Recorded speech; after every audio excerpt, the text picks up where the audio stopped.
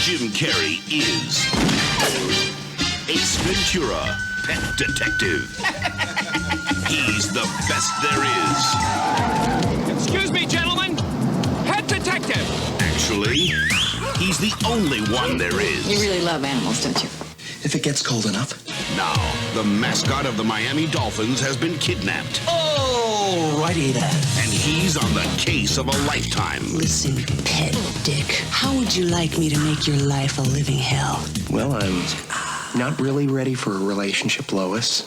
Já por várias vezes aqui confessei publicamente o quanto gosto de Jim Carrey, principalmente da sua fase inicial, em que ele fez os primeiros 4, 5, 6 filmes, num registro perfeitamente histriónico, alucinado, o herdeiro espiritual de Jerry Lewis, adaptado aos tempos modernos. E com tempos modernos falo dos anos 90, que já lá vão 30 anos, que essa modernice aconteceu. Falei inclusivamente já do Ace Ventura, do segundo, em África, com o meu filho, dos meus 2 filhos rapazes, adoram Jim Carrey. E hoje vamos falar aqui do primeiro grande êxito de Jim Carrey, que é o Ace Ventura Pet Detective. Este filme que saiu em 1994, curiosamente no mesmo ano em que estreou também Dumb and Dumber e The Mask, elevando num microsegundo Jim Carrey como um dos atores mais desejados, um dos atores mais rentáveis, um splash de frescura na comédia, não sendo aclamado pela crítica, que achava uma imbecilidade, uma patetice, uma infantilidade, que de facto era, mas também era por isso que nós tanto gostávamos deste filme. Falamos então hoje do primeiro filme, o primeiro Ace Ventura, o primeiro êxito destes 3, que nos conta a história de um detetive que é especialista em encontrar animais perdidos e é contratado por uma equipa de futebol americano para encontrar um golfinho desaparecido. Ele então atira-se de unhas e dentes e garras a este mistério, tentando descobrir que raio aconteceu a este golfinho. O filme não é tanto uma narrativa empolgante, é mais um showcase de Jim Carrey, comediante inovador, como há muito o cinema não via. E uma das coisas que chamou a atenção neste filme foi que a meio Jim Carrey entra num bar para investigar uma das suas linhas de investigação e estava a tocar uma banda de death metal chamada Cannibal Corpse. Coincidia isto com a minha fase de fã de Cannibal Corpse, que já o era desde 91, desde o seu primeiro álbum. Achei estranho esta aparição de Cannibal Corpse neste filme.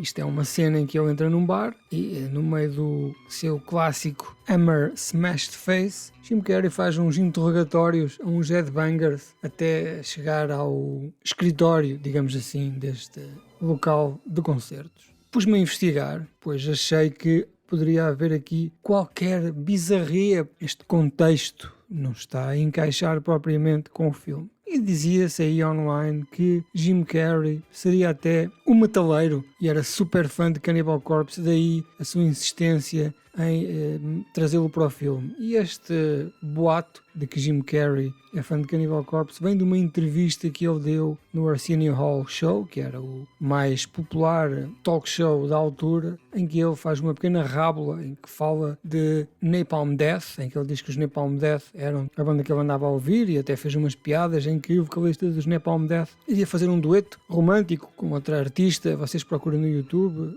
Napalm Death, Jim Carrey, Arsenio Hall e encontrarão esta entrevista, como sempre, hilariante, deste Jim Carrey completamente fora de controlo na sua fase inicial. Também, claro, ainda continua fora de controlo. E dizia então a internet e os rumores que ele seria tão fã de Cannibal Corpse que queria trazê-lo ao filme. Mas na verdade o que acontece é que ele queria trazer mesmo era os Napalm Death, mas terá sido enviado um convite da produtora para os Napalm Death virem tocar, fazer um cameo, e eles nunca terão respondido. Provavelmente, diz-se também, que terão desconfiado das intenções, que seria, como era um filme cómico, seria para gozarem com a banda e com o seu estilo musical. Eles nem sequer se dignaram a responder. Entretanto, contactaram os Cannibal Corpse, que disseram que sim, na condição de que não poderiam ser gozados, que teria que ser inserido normalmente no filme, e assim foi. A cena em questão é apenas uma passagem por um bar, poderia ser numa discoteca, poderiam ouvir techno, poderia ser num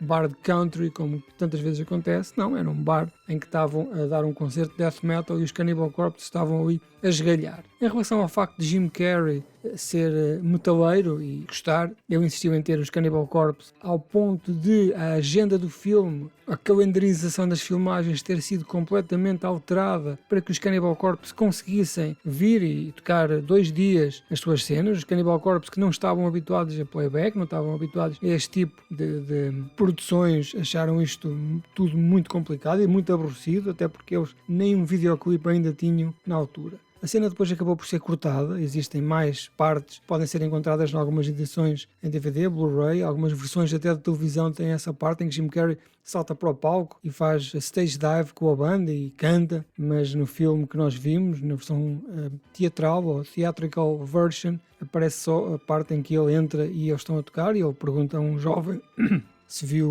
uma pessoa que ele andava à procura. Jim Carrey, na verdade, não é fã de death metal, nem é metaleiro. Teria sido, na altura, inspirado pelo filho da sua então esposa, que era ele próprio metaleiro, tem uma banda de death metal de Los Angeles, e foi neste espírito de pai-filho, padrasto-filho, que esta colaboração aconteceu, e digo eu, muito bem, porque veio aqui empoderar e normalizar um tipo de música que à altura era visto como um gateway para a violência gratuita, para a matança, era visto como um género musical menor, uma aberração na música. De facto, os Cannibal Corpse são violentos, as letras são violentas, tudo o que eles fazem e dizem nas músicas são coisas impensáveis, mas todos nós que gostamos de filmes de terror e ouvimos aquelas letras e aquela música, nós percebemos perfeitamente que aquilo é tão real como um filme de terror é real, aquilo é uma teatralização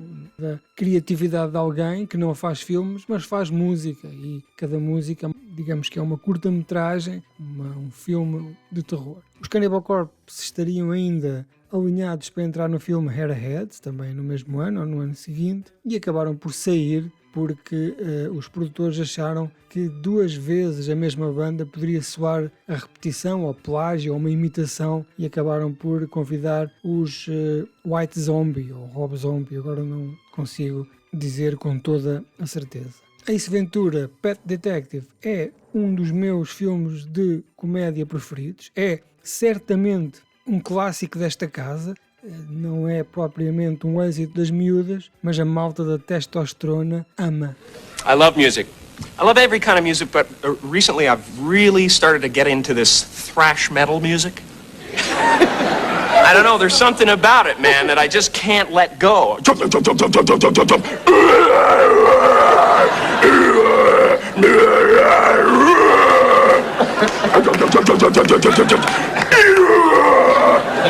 It's great. There's this one band out that's called Napalm Death, and it's so hilarious. I mean, I listened to this album, I started listening to this album, and it was literally, I'm not exaggerating, that was it. You know, and I thought, you know, someday this guy's gonna want to slow down and do some duets. You don't bring me flowers.